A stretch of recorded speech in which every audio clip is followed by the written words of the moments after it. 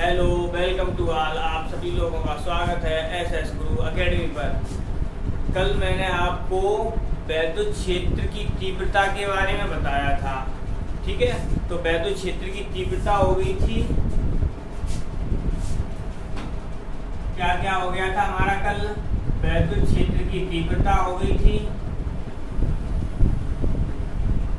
वैद्युत क्षेत्र की तीव्रता ये हो गया था। और एक बिंदु आवेश के कारण वैद्युत क्षेत्र की तीव्रता हो गया था। अब चलेंगे हम नए टॉपिक पर आज। तो क्या है हमारा आज का नया टॉपिक?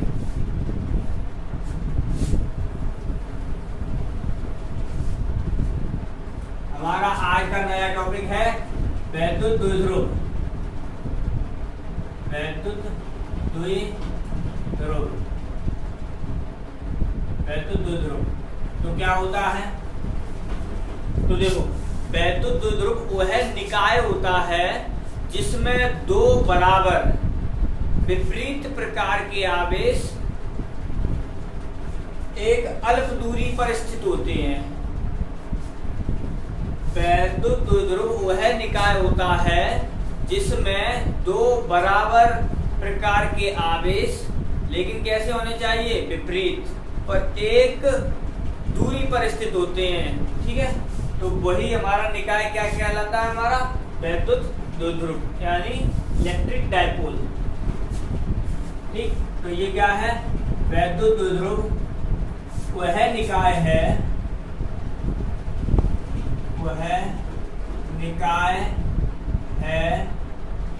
जिसमें दो बराबर विपरीत प्रकार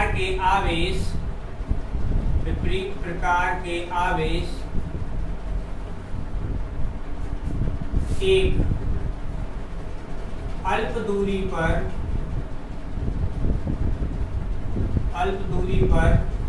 स्थित होते हैं,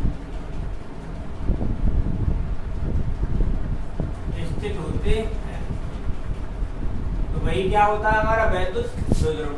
वैद्युत द्विध्रुव वह निकाय होता है जिसमें दो बराबर विपरीत प्रकार के आवेश कितनी कुछ दूरी पर स्थित होंगे। वो दूरी होती है, ज्यादा नहीं होती है, थोड़ी होती है, इसीलिए अल्प बोला जाता है, ठीक है। अब आता है तुम्हारा वैद्युत द्विध्रुव निकाय, वैद्युत द्विध्रुव आघूर्ण। ये इंपॉर्टेंट है, वैद्युत द्विध्रुव आघूर्ण,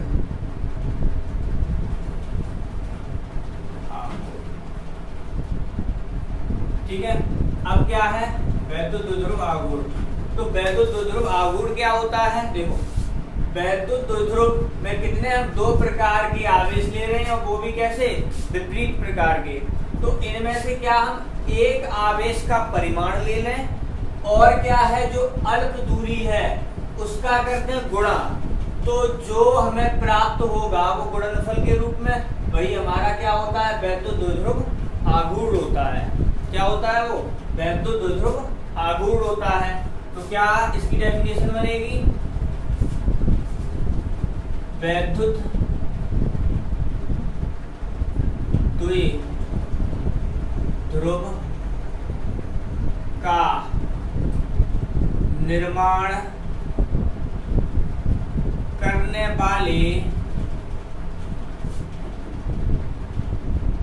वाले आवेशों में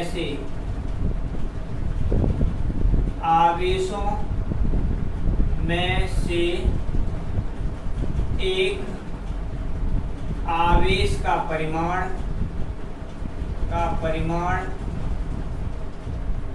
तथा दोनों आवेशों के बीच की अल्प दूरी के गुणनफल को क्या कहेंगे हम? वैद्युत द्विध्रुव आघूर्ण। वैद्युत द्विध्रुव आघूर्ण कहते हैं। ठीक है। तो क्या है वैद्युत द्विध्रुव। अब देखो वैद्युत निकाय वैद्युत द्विध्रुव। अब क्या है तुम्हारा, जैसे मैंने मान लिया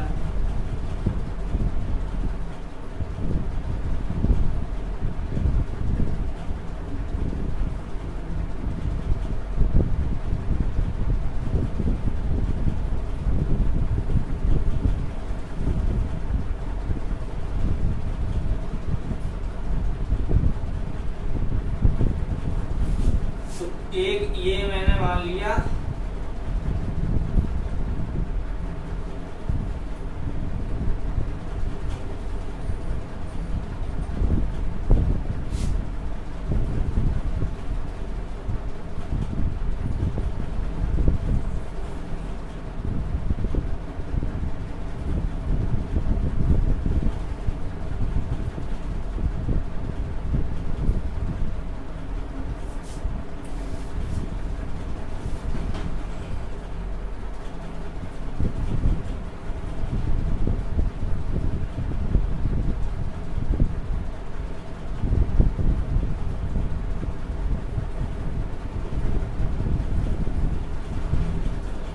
अब यहाँ पर देखो हमने क्या किया, एक तुम्हारा वैद्युत द्विध्रुव हो गया -q + q से मिलकर एक निकाय बन गया, वैद्युत द्विध्रुव बन गया।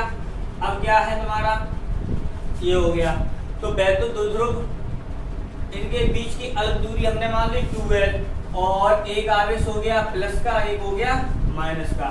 अब क्या है यहाँ पर ये देखो, दोनों आवेशों को मिलाने वाली जो रेखा होती है इसे बोला जाता है द्विध्रुव की अक्ष। दोनों आवेशों को मिलाने वाली रेखा कहलाती है द्विध्रुव की अक्ष। और इसका जो मध्य बिंदु जो हम O मान रहे हैं यहाँ पर, तो वो O होता है इसका द्विध्रुव का केंद्र कहलाता है। तो द्विध्रुव का केंद्र कौन होता है, हमारा मध्य बिंदु ही द्विध्रुव का केंद्र कहलाता है। अब क्या, तो हमारा ये हो गया। अब इसे प्रदर्शित किससे करते हैं, वैद्युत द्विध्रुव आघूर्ण को P से प्रदर्शित किया जाता है, ठीक है। अब यहाँ पर हम कर दे रहे हैं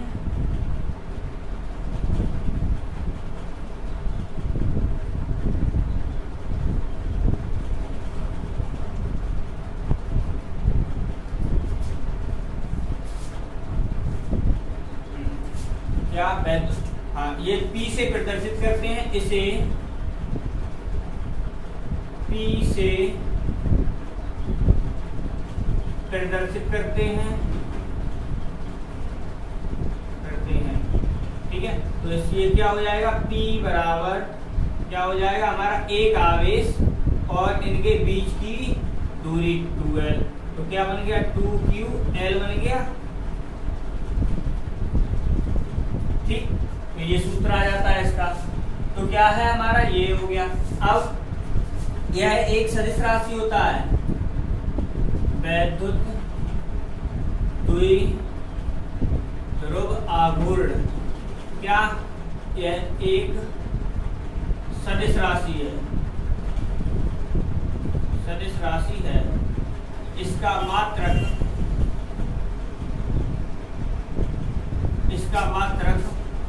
कूलाम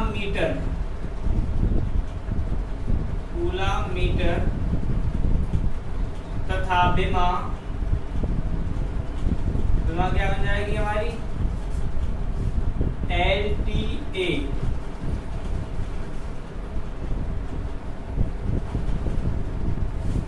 ठीक, ये हो गया। अब इसकी दिशा की बात करते हैं। इसकी दिशा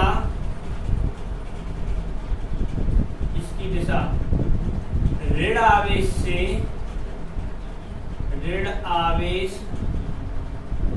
से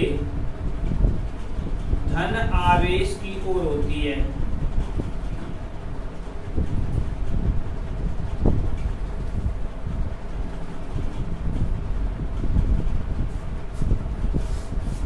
ठीक है।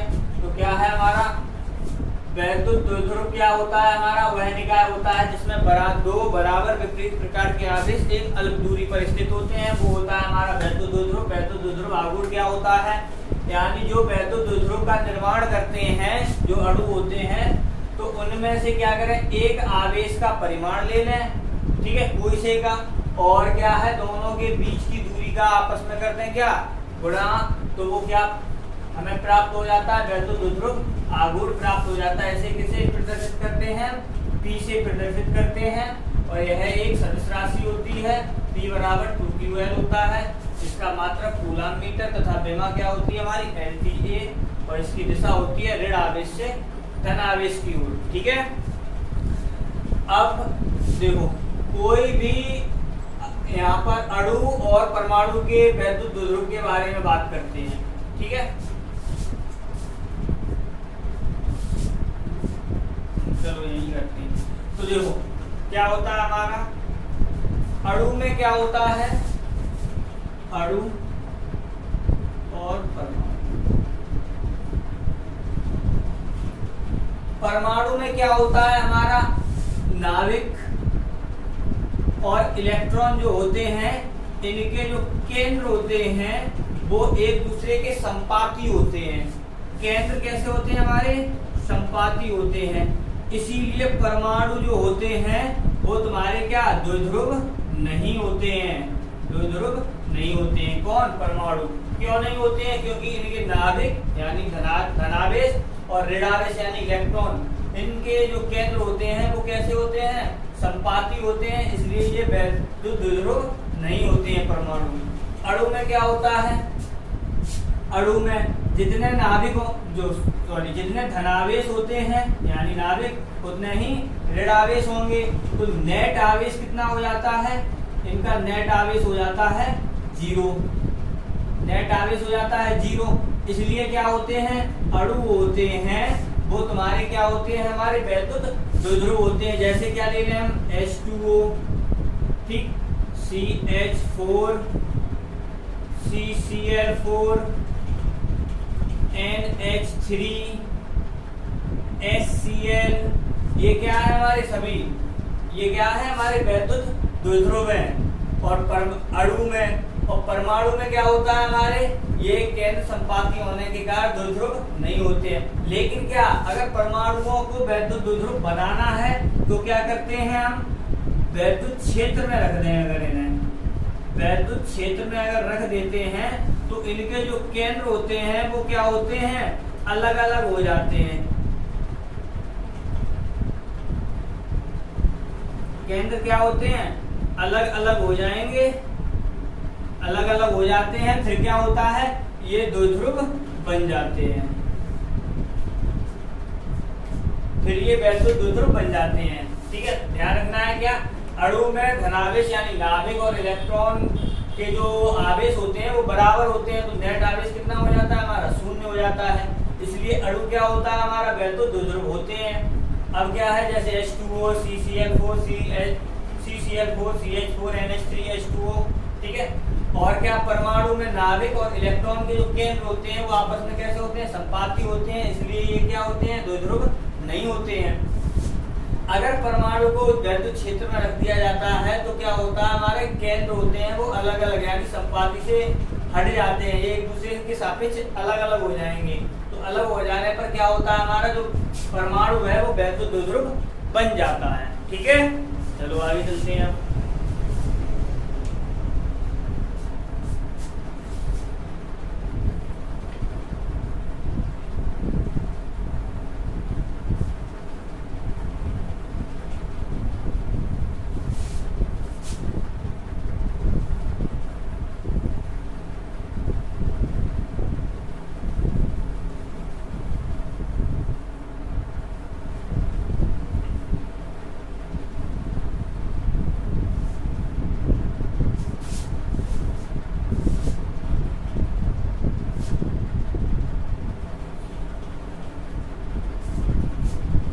अब क्या, अब देखो वैद्युत द्विध्रुव के कारण, क्योंकि वैद्युत द्विध्रुव पढ़ा है तो अब वैद्युत द्विध्रुव के कारण वैद्युत क्षेत्र की तीव्रता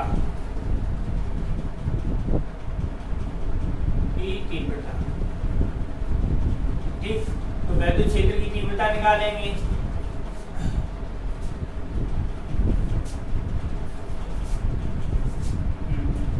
उसमें क्या होता है, द्विध्रुव के कारण जो वैद्युत क्षेत्र की तीव्रता होती है वो तुम्हारी कितनी, देखा जाए तो 3 तरीके से निकलती है। एक अक्षीय स्थिति में जिसे अनुदैर्ध्य बोलते हैं, एक निरक्षीय स्थिति में जिसे अनुप्रस्थ बोलते हैं, और एक किसी भी बिंदु पर कहीं भी निकालें, यानी चाहे ना अक्षीय हो ना निरक्षीय हो, और किसी भी बिंदु पर निकालें, तो 3 तरीके से निकाली जाती है। ठीक है, तो क्या है हमारी, सबसे पहले हेडिंग डालेंगे हम क्या, अक्षीय या अनुदैर्ध्य स्थिति में। ठीक, तो क्या अक्षीय स्थिति में, अक्षीय स्थिति में वैद्युत क्षेत्र की तीव्रता।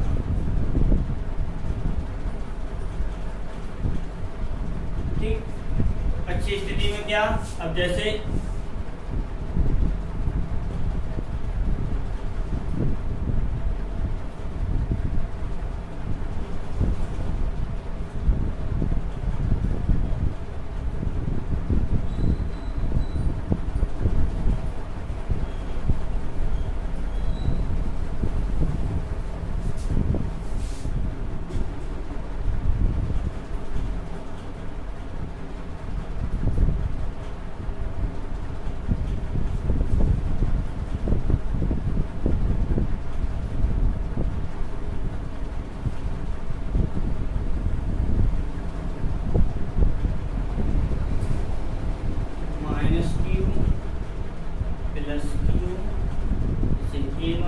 इसे बी मान लिया, इनका मध्य बिंदु मान लिया हमने ओ, यहाँ से लेके ये हो गया एल, यहाँ से लेके ये भी हो गया एल, टोटल हो गई 2 एल। यहाँ से क्या अच्छी स्थिति में निकालना है,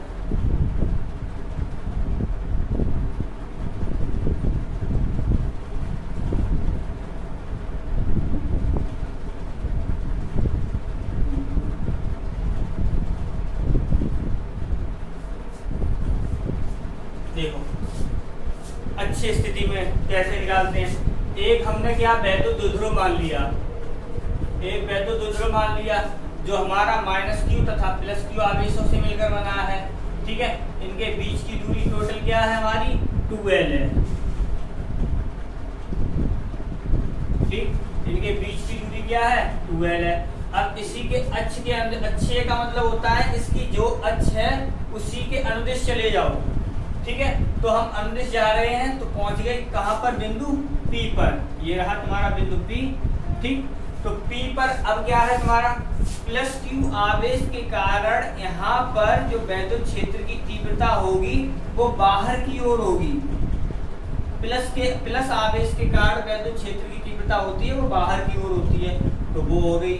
-q के कारण अंदर की ओर होती है, यानी कहने का मतलब अगर +q ले रहे हैं तो आवेश से दूर की ओर ले जाओ, और अगर -q आवेश के लिए ले रहे हैं तो क्या उसी आवेश की ओर आ जाओ, तो वो तुम्हारी दिशाएं हो जाती हैं वैद्युत क्षेत्र की तीव्रता की। तो बिल्कुल वही +q आवेश के कारण यहाँ वैद्युत क्षेत्र की तीव्रता हो गई E1, -q के कारण हो गई हमारी E2। अब यहाँ लैंग्वेज कैसे लिखेंगे, एक वैद्युत, देखो हम ज्यादा नहीं लिखेंगे, तुम्हें अगर लैंग्वेज पूरी लिखनी है तो हम बोलेंगे पूरी, वो तुम कर सकते हो अपना वीडियो देख कर।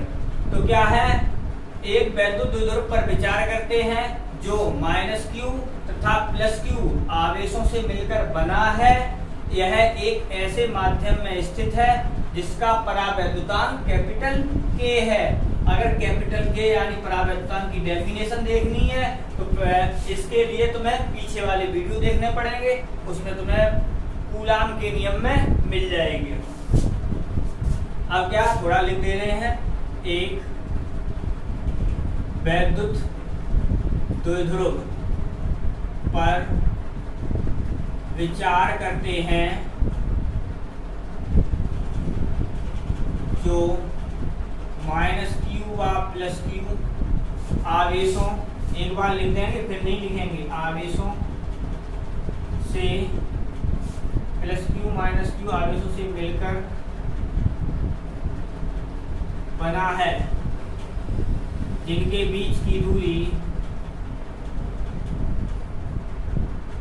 इनके बीच की दूरी 2l है। यह एक ऐसे माध्यम में स्थित है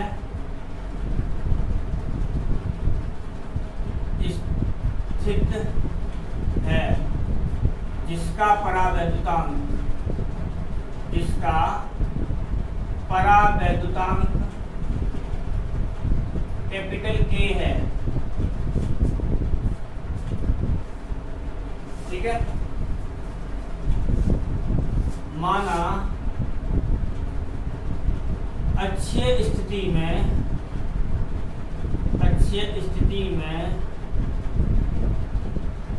एक बिंदु P है जिस पर वैद्युत क्षेत्र की तीव्रता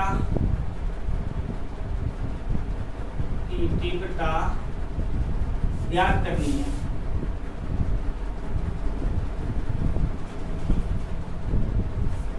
ठीक है, तो क्या प्लस Q के कारण बिंदु P पर तीव्रता E1 प्लस के लिए E1 तथा माइनस Q के लिए E2 है। ठीक है, तो ये मान लिया हमने। अब क्या करेंगे, एक स्टेप बाय स्टेप आगे चलते हैं।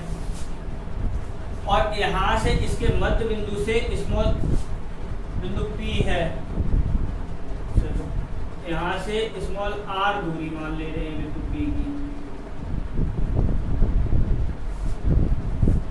ठीक है, तो अब करना चालू करते हैं। तो देखो हमने क्या, प्लस Q आवेश के कारण बिंदु P पर तीव्रता, तो बिंदु प्लस Q के कारण बिंदु P पर वैद्युत क्षेत्र की तीव्रता निकालेंगे तो क्या हो जाएगा हमारा, E1 बराबर हो जाएगा। अब देखो हमें यहां से लेके यहां तक की दूरी चाहिए हमें। ठीक है, टोटल है स्मॉल r और ये है तुम्हारी स्मॉल l। तो क्या करें, इसमें से इस वाले को घटा दें तो ये वाली हमें मिल जाएगी। ठीक है, यहाँ पर r यानी दूरी कितनी बच जाएगी हमारी, r माइनस l।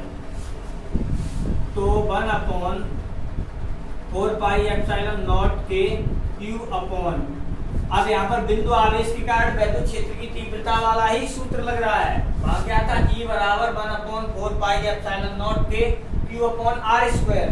अब यहाँ पर r का मान कितना है हमारा, r माइनस l। तो ये हो गया r माइनस l और स्क्वायर है तो स्क्वायर।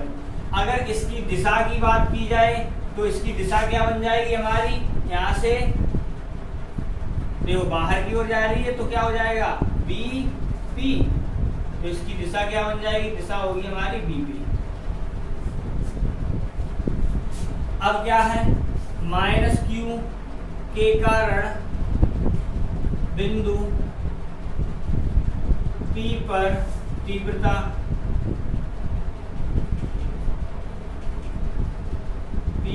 तीव्रता, तो इस पर निकाली तो क्या आ जाएगी हमारी, बिल्कुल वैसे ही E2 बराबर 1/4 पाई एप्सिलॉन नॉट के Q अपॉन, अब यहां से देखो क्या है हमारा R का मान देखो हमें क्या, यहाँ से लेके यहाँ तक चाहिए। तो यहाँ से लेके यहाँ तक तो इतनी R है ही, इसमें इतनी और जोड़ दें। जोड़ने के लिए क्या हो जाएगा हमारा R प्लस L का ये रहा होल स्क्वायर। ठीक है, तो ये आ गया हमारा माइनस Q के कारण प्लस Q के कारण। इसकी अगर दिशा की बात की जाए तो इसकी दिशा क्या हो जाएगी हमारी, यहाँ से P A। ठीक है, तो इसकी दिशा क्या हो जाएगी हमारी PA।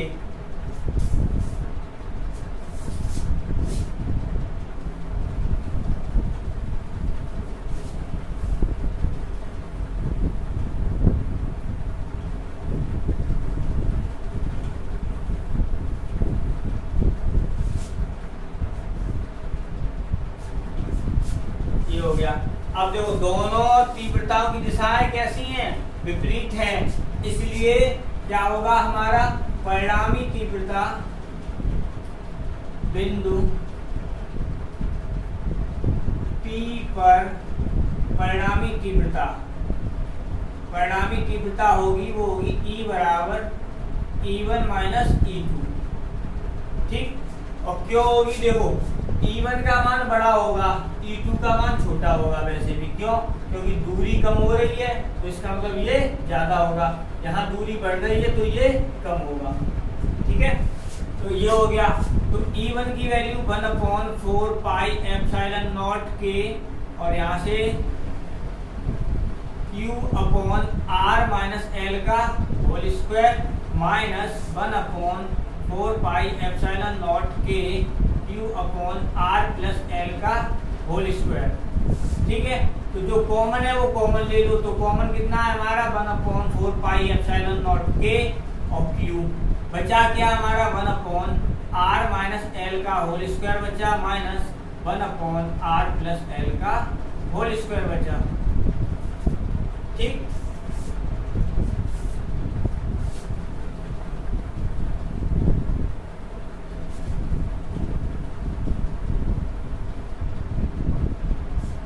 अब यहां से 1/4 पाई एप्सिलॉन नॉट के Q। अब यहां से क्या किया, एलसीएम लिया, तो एलसीएम हो गया R माइनस L का होल स्क्वायर और R प्लस L का होल स्क्वायर, क्रॉस मल्टीप्लाई किया तो R प्लस L का होल स्क्वायर और माइनस R माइनस L का होल स्क्वायर। ठीक है, तो 1/4 पाई एप्सिलॉन नॉट के, और ये रहा Q, यहाँ से ये बना हमारा क्या a square minus B square, यानी एक बार जोड़ दें और एक बार घटा दें, तो ये हो गया R minus plus L plus R minus L, एक बार जोड़ दिया और चलो होल स्क्वायर बोल दे रहे हैं, इससे सीधा हो जाएगा। तो ये हो गया a square plus B square plus का 2ab यानी 2RL, माइनस का अंदर गुणा करते चलेंगे, a square plus B square यानी L स्क्वायर प्लस का हो जाएगा तुम्हारा 2RL, और ये रहा R माइनस L का होल स्क्वायर, और ये रहा R प्लस L का होल स्क्वायर। जो कटे हैं उन्हें काट दो, सॉरी,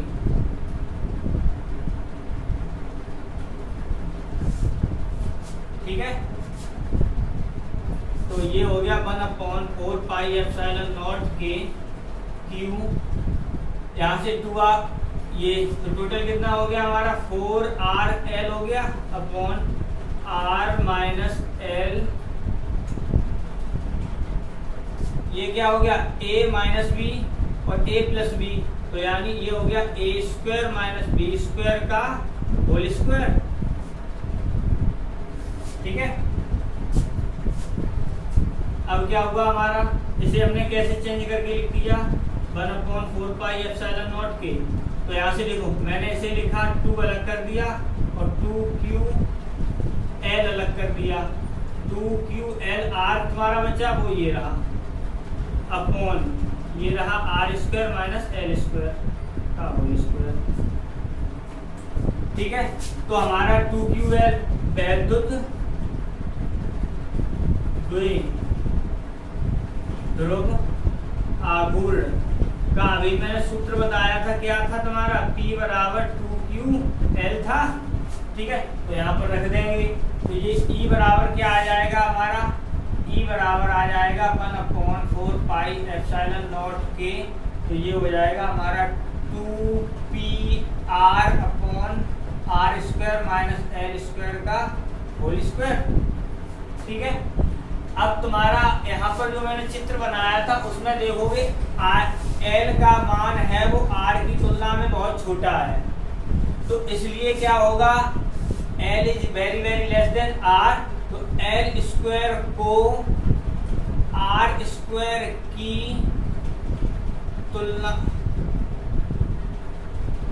तुलना में नगण्य मानते हुए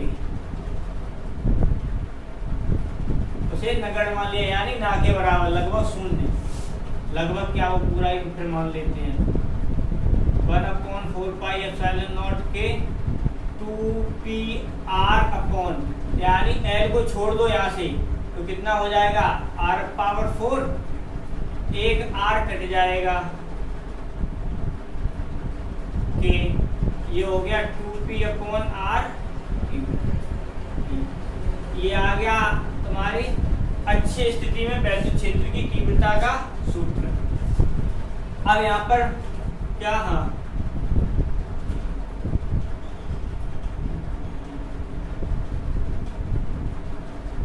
देखो ये यहाँ पर क्षेत्र की दिशा की बात करें तो वैद्युत क्षेत्र की तीव्रता की दिशा कहाँ पर, ऋण आवेश से धन आवेश की ओर